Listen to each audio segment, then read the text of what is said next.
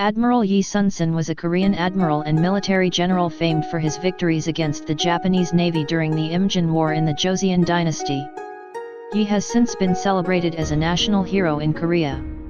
Over the course of his career, Admiral Yi fought in at least 23 recorded naval engagements, all against the Japanese. In most of these battles, he was outnumbered and lacked necessary supplies. His most famous victory occurred at the Battle of Myeongnyang, where despite being outnumbered 333 to 13, he managed to disable or destroy 31 Japanese warships without losing a single ship of his own. Yi died from a gunshot wound at the naval battle of Noryang on December 16, 1598.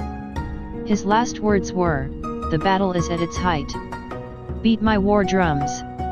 Do not announce my death."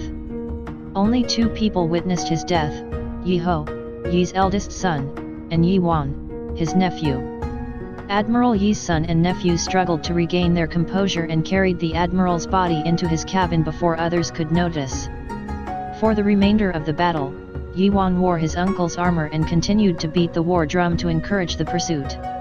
During the battle, Chen Lin and Yi were friends and allies who helped and rescued each other several times.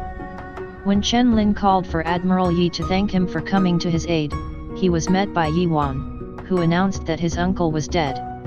It is said that Chen himself was so shocked that he fell to the ground 3 times, beating his chest and crying. News of Admiral Yi's death spread quickly throughout the Allied fleet, and both Joseon and Ming sailors and fighting men wailed in grief. Chen Lin later reported the news of Yi's death to Wanli Emperor, where he bestowed gifts and eulogies on Chen and Yi. Since then, Yi and Chen were memorialized as national heroes in Korea.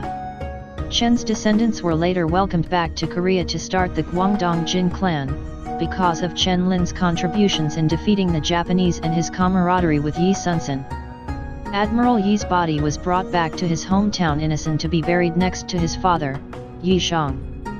Shrines, both official and unofficial, were constructed in his honor all throughout the land.